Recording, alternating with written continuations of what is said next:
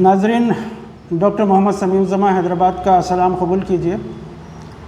شاید آپ لوگوں نے ویسٹ بنگال کے کلکتہ شہر میں ایک مشاعرے کے اندر جاوید اختر کو صدارت کے لیے مدعو کیا گیا تھا مائنارٹی ویلفیئر ڈپارٹمنٹ گورنمنٹ کی طرف سے، تو وہاں کی کچھ مذہبی اور دینی جماعتوں نے اس پر اعتراض جتایا۔ تو یہ بحث آج کل میڈیا میں چل رہی ہے کہ کیا ان کو روکنا مناسب تھا اور وہ خدا کو ماننے والے نہیں ہیں، یہ اور اس طرح کی باتیں ہیں۔ ظاہر بات ہے کہ جاوید اختر ایک ملحد ہیں، ناستک ہیں، ایتھیسٹ جس کو کہتے ہیں۔ اگر وہ اپنے اعتقادات اور اپنے جو عقیدے ہیں اپنے حد تک محدود رکھتے تو کسی کو کوئی اعتراض نہ ہوتا، لیکن وہ میڈیا کے اندر خدا کے بارے میں، گاڈ کے بارے میں، اللہ کے بارے میں اور مسلمانوں کے بارے میں، مذہب کے بارے میں ایسے کانٹروورشل، جس کو ہندی زبان میں آپتی جنک کہا جاتا ہے، ایسے کمنٹس کرتے رہتے ہیں جس سے جو خاص طور سے مسلمان ہیں ان کے دلوں کو تکلیف پہنچتی ہے، آہت پہنچتی ہے۔ تو ایسے شخص کو کسی ایسے مائنارٹی ڈپارٹمنٹ کے مشاعرے میں صدارت کے لیے بلانا جو ملک کے ایک مائنارٹی کے دلوں کے توڑنے کا سبب بنتا ہے، ان کو دلوں کو دکھ دینے کا سبب بنتا ہے، ظاہر بات ہے کہ ایسے آدمی کو بلایا جانا صدارت کے لیے کسی بھی مائنارٹی کے لوگ ہیں ان کے لیے قابل اعتراض ہو سکتا ہے۔ اس میں صرف مسلمان ہی شامل نہیں ہیں۔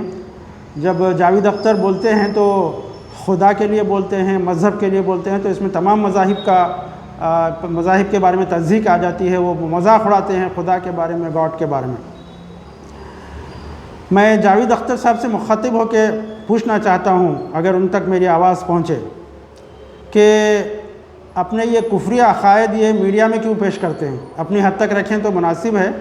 اگر وہ ناستک ہیں، خدا کو نہیں مانتے، تو ایسے کئی لوگ ہیں جو خدا کو نہیں مانتے، خدا کا کھاتے ہیں لیکن خدا کا گاتے نہیں ہیں۔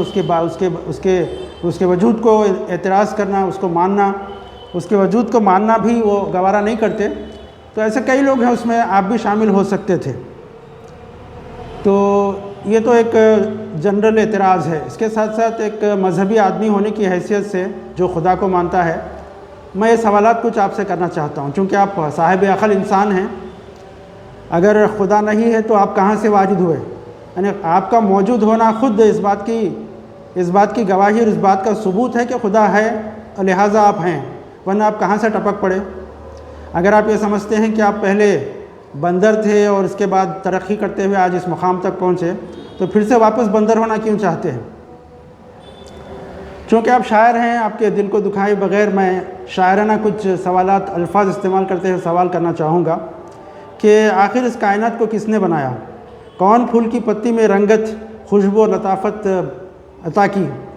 کس نے جھرنوں میں روانی، پہاڑوں میں سختی، سورج میں روشنی اور چاند میں چمک نصیب کی؟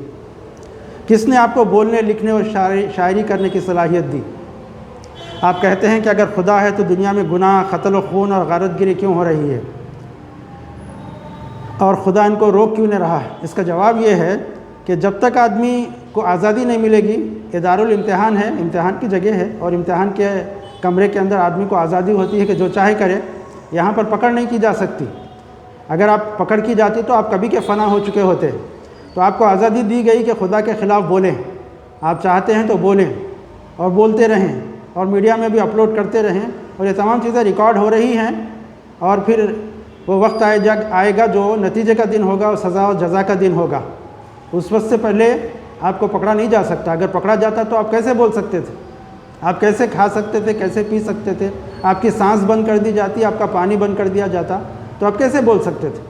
ظاہر بات ہے کہ آپ کو آزادی دی گئی، اور ایک نہ ایک دن اس کا حساب ہوگا۔ آپ کچھ بھی نہیں تھے تو آپ بنائے گئے، اور جب بنائے گئے تو پھر سے دوبارہ بنانے میں اللہ کی جو قدرت ہے اس کے لیے کیا ناممکن چیز ہے۔ بہرحال اگر خدا نہیں ہے جیسا کہ آپ کہتے ہیں، نعوذ باللہ، ہم تو مانتے ہیں کہ خدا ہے۔ اگر آپ کے باتوں کے بالمقابل اگر خدا موجود ہے اور آپ کو سزا ملے گی اس وقت، اور جب اس وقت آپ کا کیا بنے گا۔ میں مانتا ہوں کہ خدا ہے، اور اگر خدا واقعی ہے اور آپ کو جب پکڑے گا تو اس وقت آپ کیا محسوس کریں گے، کیا جواب دیں گے؟ بہرحال ایک گزارش ہے، ایک ہمدردی کے تحت آپ کو ایک انسان ہونے کی حیثیت سے مشورہ ہے کہ آپ غور کریں ٹھنڈے دل سے، ٹھنڈے دماغ سے، ورنہ بہرحال میرا اور آپ کا حساب تو ہونے والا ہے۔ اگر آپ کو ایمان نہیں لاتے تو کم سے کم خاموش رہیے، کم سے کم خاموش رہیے۔ اپنی زبان کو کیوں گندا کر رہے ہیں اور لوگوں کے دلوں کو کیوں توڑ رہے ہیں؟